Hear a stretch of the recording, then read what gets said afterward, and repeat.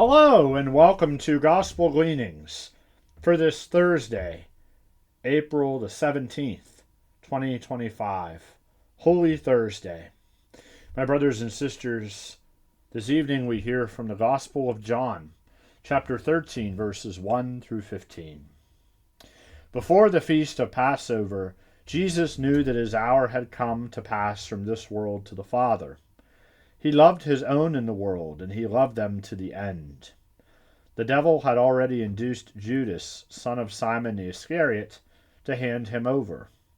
So, during supper, fully aware that the Father had put everything into his power, and that he had come from God and was returning to God, he rose from supper and took off his outer garments.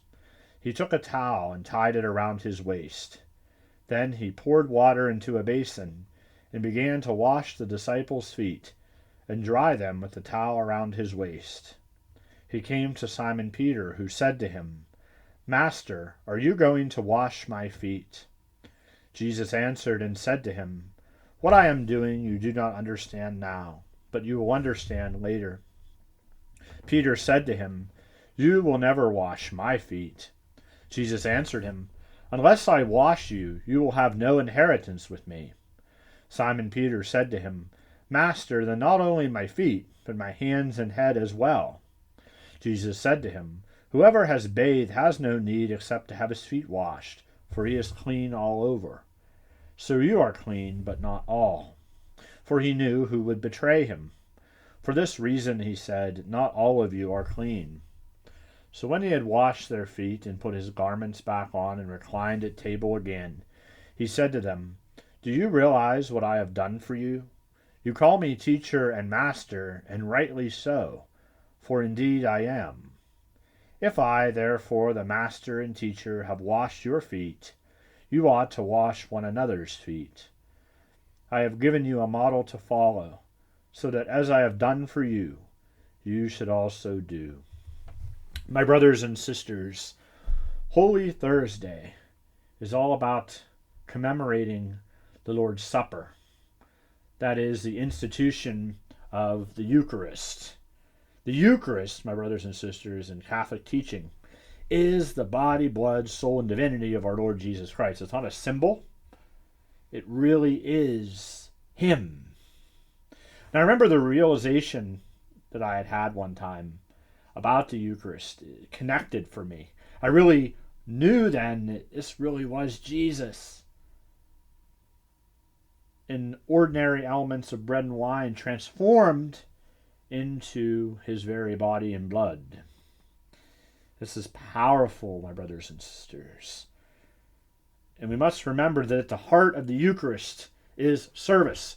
That is why when we go to Mass and we receive Jesus, we can't just sit with Jesus and not allow him to spur us to a loving action. As a responsibility of the Eucharist, we are called to then go out and be Eucharistic people. That is, giving of ourselves in our ministries and in our daily lives according to our state of life.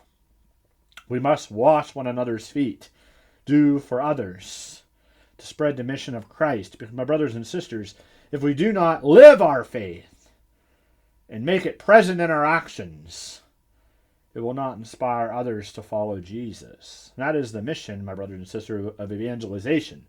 That is the core of what we should do as Catholics and as Christians. To spread the good news means we must make it visible. We must make Jesus visible to one another. And he is visible in the Eucharist, but he is also visible in ourselves, in our loving acts of kindness and charity. Do we make Jesus present everywhere that we go? Do we enrich others with the truth? Not just that Jesus is present sacramentally, but we also become that living sacrament as well. That when we take Jesus into our very bodies, we become that tabernacle. And we also, by our action and by our response to our Lord, make him present. I remember at my wedding, washing the feet of my bride, and then in return her washing my feet. And it was a beautiful ritual that we had done as part of our wedding reception. And I believe it also embodies the spirit of the sacrament of matrimony also. In matrimony, we serve one another as Christ serves us. We are one body in the sacrament of matrimony. So there's a reminder for us that when we are married, our vocation is to serve one another in love. That's at the center of every vocation. Holy orders, as priests and deacons, are called to serve others. There's even a vocation of singlehood, serving one another in charity that way. But you must remember, in every state of life, there is a call. There's a mission. And we are invited by our Lord Jesus to serve humbly and to love God and then radiate that love to others through our witness. May we be unafraid to wash another's feet, to witness to the mystery that we have received in the Eucharist, so we can bring others into his great love and that others may come to know Jesus. That is quite a legacy, my brothers and sisters, for others to know Jesus through you. That is precisely our call to make Jesus present in the world today. Thank you and have a wonderful evening.